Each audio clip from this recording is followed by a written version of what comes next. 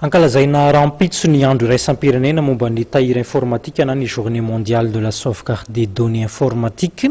Ny orinasa iray, orinasa malagasy izy ity, Next Up, dia isan'ny mendrika ka notoloran'ny Microsoft maro-pankasitrahana mihitsy no izay fivarotany sy ny fizarany ireny akora samihafa hitehirizana ny tontolon'ny informatika izay.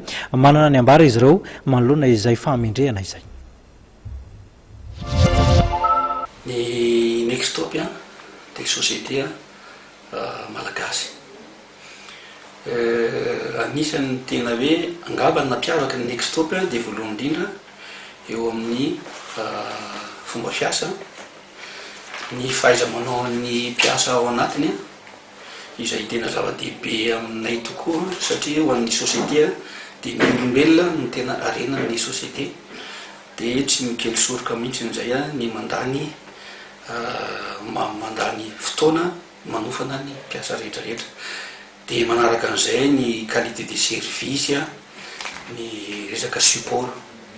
Satria ny tena tadiavin'ny olona ny en général dia hoe manao ana le zavatra varotanao tsara ve sa ratsy, raha manana problème mihitsy akaiky anazy ve anao, mamaly anazy aingana be ve anao arak'izay tadiaviny.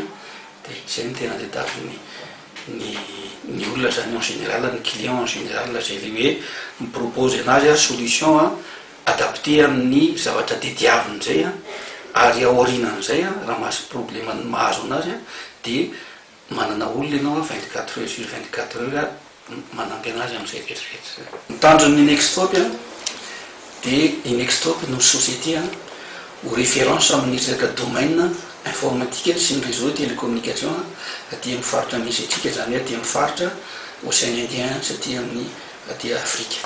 Nextop ny nalalan'ny olona anazy dia teo amin'ny resaka réseau et télécommunication.